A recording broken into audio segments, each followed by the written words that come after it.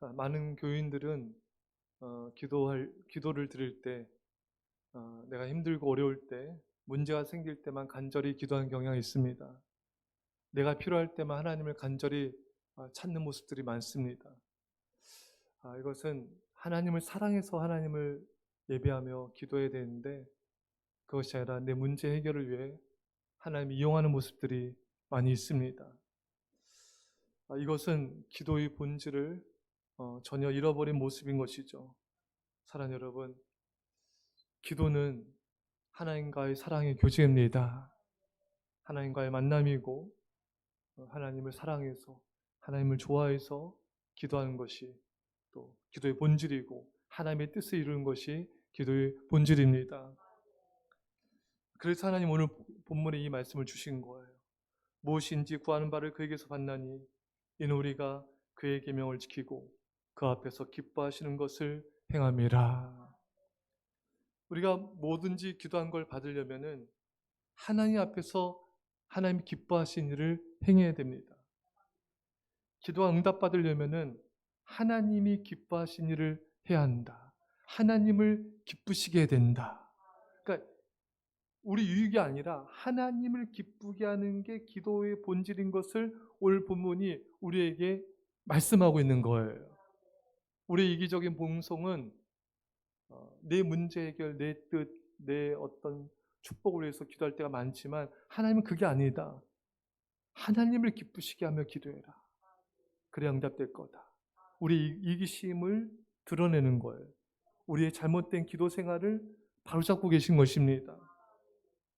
하나님은 이렇게 해서라도 하나님을 기쁘시게 하는 게 기도인 것을 깨닫기를 원하신 것입니다.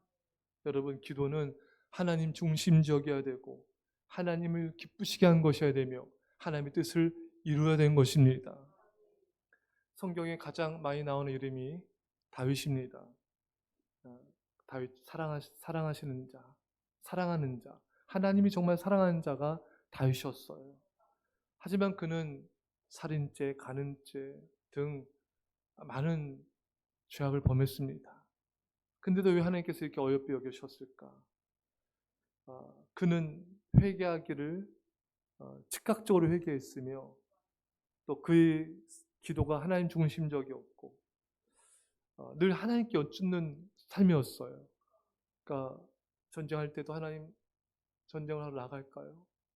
또 묻고 그 다음에 또 묻고, 정말 이렇게 하나님이 자신의 인생의 주인 되는 그런 기도의 삶을 살았습니다. 하나님이 기뻐하시는 예배자의 삶을 살았습니다. 춤추며 누가 뭐라 하든 주님을 찬양하며 예배했어요. 그리고 그는 충성된 하나님의 일꾼이었습니다. 이렇게 하나님을 기쁘시게 하는 삶을 살며 우리는 기도해야 되는 것이죠.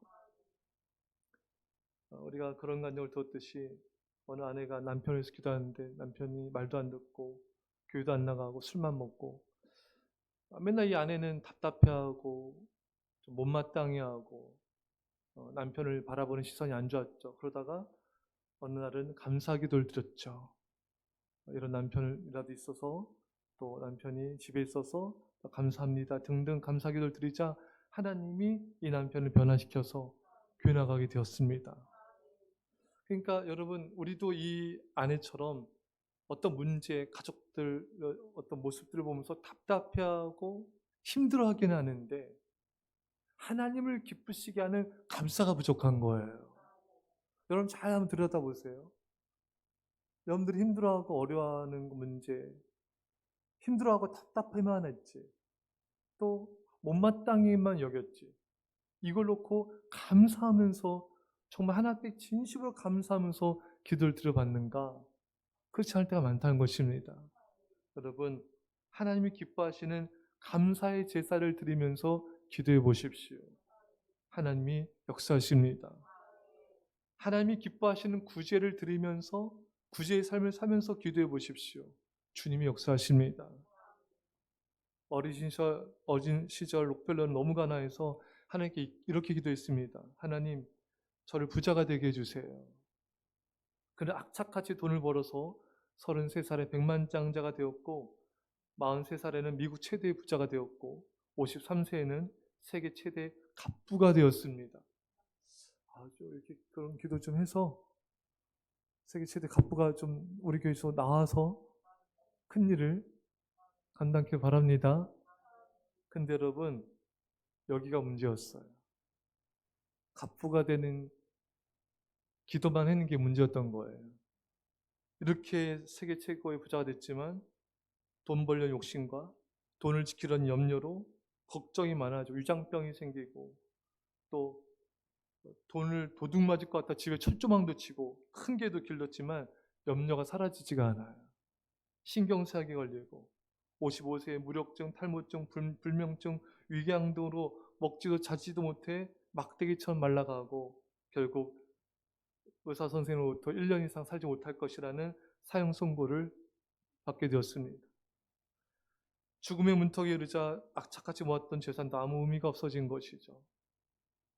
최후 검진을 위해 휠체어 타고 병원에 갔을 때 병원 로베에 걸린 액자의 글이 그의 눈에 들어왔습니다. 주는 자가 받는 자보다 복이 있다. 그를 보는 순간 선한 감동을 받고 눈물을 흘리고 하나님 앞에 회개하게 됐어요. 또 그때 돈이 없어 입원이 안 되는 소년을 보았고 그가 비서시켜 병원비를 지불하게 되었고 그때부터 신기하리만큼 병이 낫게 되었습니다. 그때부터 98세까지 건강하게 선한 일에 힘쓰게 되었습니다. 정말 자신의 욕심을 위해서 기도했을 때 응답이 돼도 그 기도는 우리를 망하게 하는 것입니다. 하지만 하나님 기뻐하시는 구제에 살면서 기도했을 때 응답해 주신 것을 경험하게 된 거죠. 이렇게 탐욕적이었던 록펠러는 변화되게 되고 많은 교회를 세우고 많은 학교를 세우고 많은 구제를 하며 선한 일을 하는 자로 변화가 된 것입니다. 세계 최고의 부자가 되게 해주세요. 욕심을 따른 기도가 응답되었을 때는 그 부 때문에 죽을 뻔했습니다. 여러분, 우리가 욕심을 따라 기도했는데 그 기도 응답된 건 우리를 망하게 하고 죽게 할 수 있어요. 그 기뻐할 일이 아니에요, 여러분. 하지만 하나님이 기뻐하신 일을 힘쓰면서 기도했을 때 응답을 받을 때는 우리 자신의 인생이 변화되게 됩니다. 더 선한 일에 힘쓰는 자가 되는 것이죠. 오늘 말씀을 다시 경청하십시오. 무엇인지 구하는 바를 그에게서 받나니 이는 우리가 그의 계명을 지키고 그 앞에서 기뻐하신 것을 행함이라. 하나님이 기뻐하신 일을 하면서 기도가 들어야 그것이 응답돼야 정말 우리의 삶과 인격과 신앙이 변화되어져서 더욱 선한 일을 하는 자로, 더욱 기도로 섬기는 삶을 살아가는 자로 진정한 변화가 일어나게 되는 것입니다.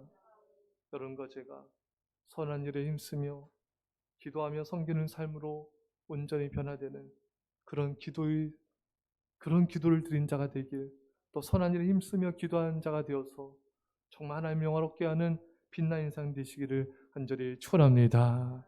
그렇습니다.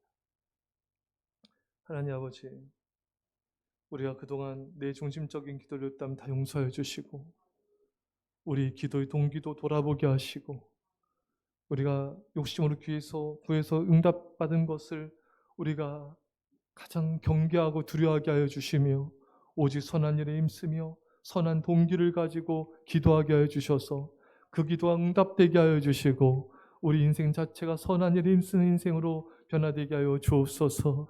감사드리며 예수님의 이름으로 기도합나이다. 아멘.